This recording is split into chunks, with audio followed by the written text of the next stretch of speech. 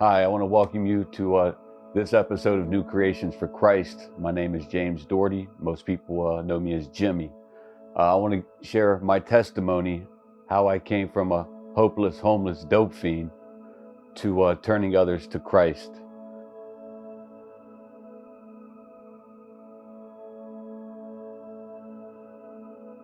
My story starts off, it's my childhood. I was always, I was taught to glorify money, power, and the ways I was shown how to get that was through drugs and alcohol, manipulation, lying, cheating, and stealing. So ultimately, I grew up in that lifestyle. And I always had a void I tried to fill with money, drugs, alcohol, women, gambling, sex. And I would obtain those things throughout my life. And every time I obtained one of those things, I always wanted something more. It was never satisfying to me. So my drug addiction, it quickly took off at the age of 14. I started partying on the weekends, not really wanting to become homeless, addicted to drugs. I didn't know, honestly, what direction I even wanted to go in life. But it started off with just partying on the weekends. And, I kind of woke up 18 years later in a state of mind where I was homeless. I was sleeping outside. It was so cold. I remember waking up because I was so cold and I couldn't sleep.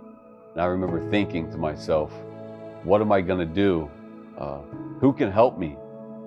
What does help even look like? That life to me is just not a life worth living at all. But that's what I knew, right? I didn't know a way out of it. I didn't know it was possible to overcome that stuff. I didn't know how to overcome that stuff.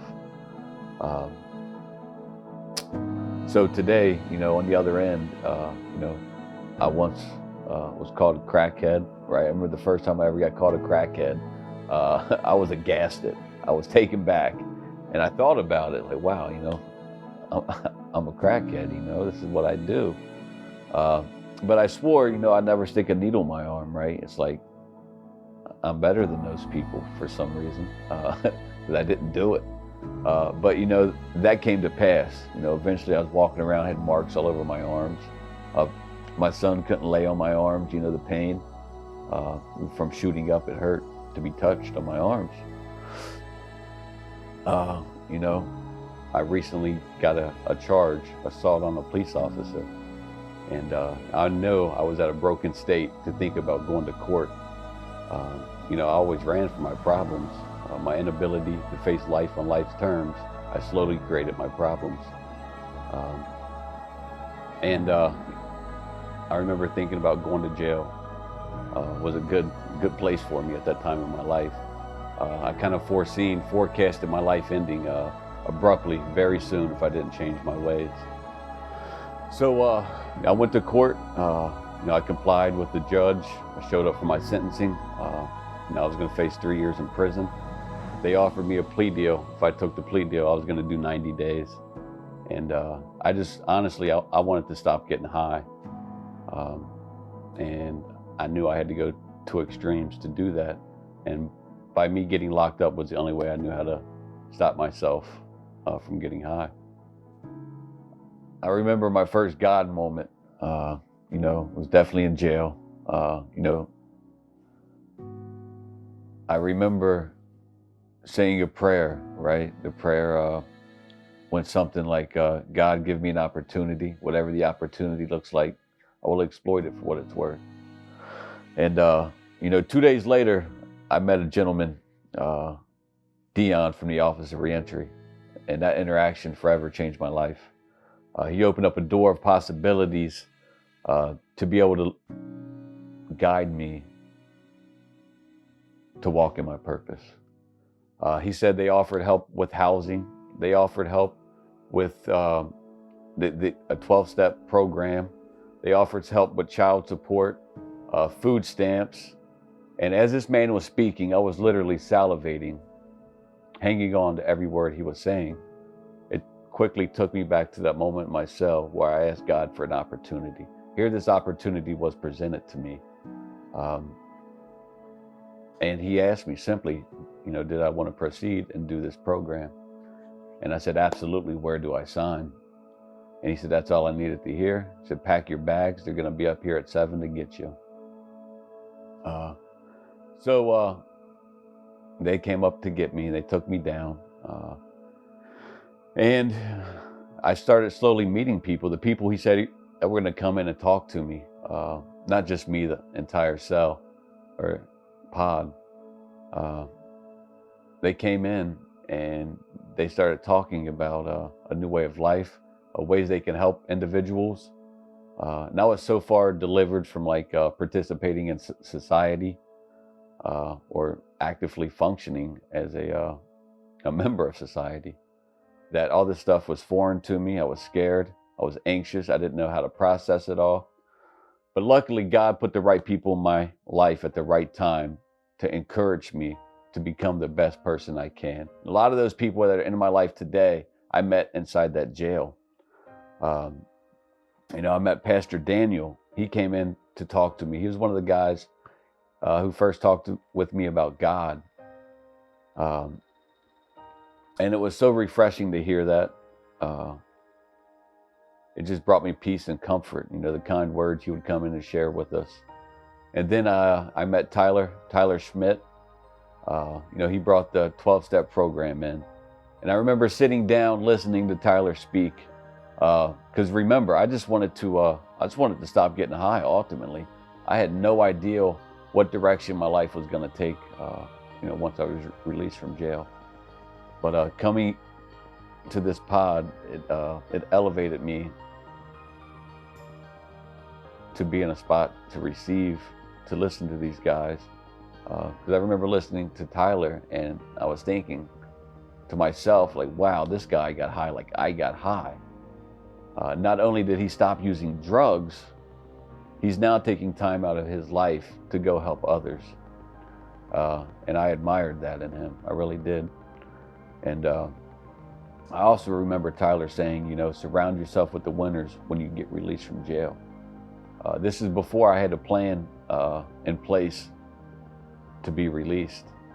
And he kept coming back every week. Him, Pastor Daniel, they really stuck out to me. And Tyler asked me a week before I was getting released what I was going to do. And he brought up recovery housing to me. I never tried it before. I knew what I've been doing wasn't working. I kept getting released from jail. Time and time again, I'd go back to the old people, places, and things that got me put back in jail. And I was tired of doing that. So I was willing to listen to somebody else to give me some direction. So I got released. Tyler picked me up from jail. And, he kind of took me under his wing. He got me a spot in the sober living house. So now, my first initial thought was, wow, this guy does not even know me. He knows I'm a drug addict, and that's about it. But he was putting faith and trust in me, and that's something I haven't had in so long. It made me feel really good. So, Tyler started taking me to church. And I've always believed in something. I didn't know what, but he kept encouraging me and taking me and just loving on me, right? So today, I came into that sober living house with nothing. I had a clear plastic bag and I had jail shoes.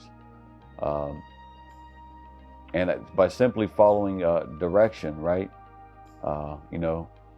Of Tyler, it elevated me to be in a spot today to not only be in a sober living house still, but now I manage a sober living house.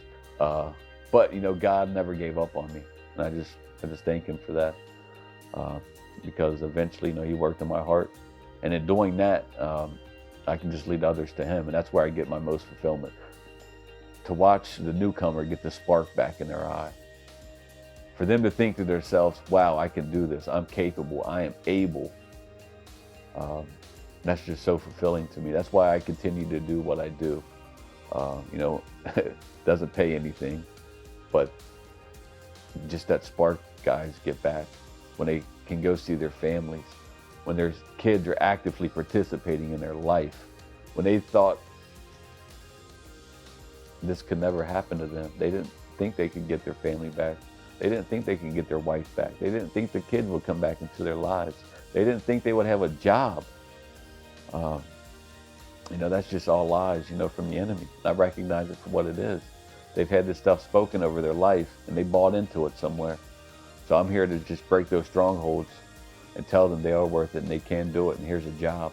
You know, I know God sent his only son to die for my sins so I would not have to suffer anymore. I know that today.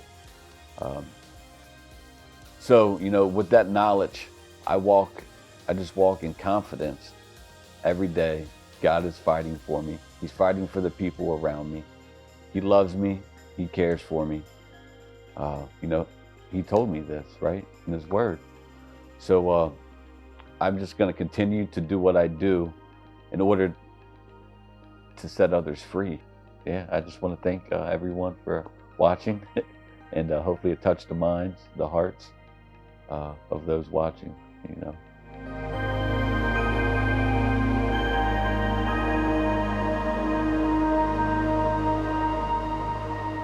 All right, so I just want to share a quick story of how God transformed my life. This park bench over here, I don't know, we'll say 15 years ago, it's where I first came to buy crack.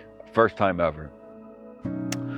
Just to show you real quick how God's worked through my life, to my right over here, this is the Lit House. I'm a productive and active member in the Lit movement. Lit stands for Living in Testimony. This is our sober living house we opened up. I remember the first time walking through these doors, I glanced over at this park bench thinking, wow, God has delivered me from so much and made me responsible over so much today. You know, just a reminder of where I came from every time I walk into this house. Every time a new guy comes to this house, I just realize, you know, how grateful I am, how grateful they are from, you know, just where we come from. So for that, I just remain forever grateful. God just continues to Powerball through my life in ways I can't even fathom. So I just wanted to share that.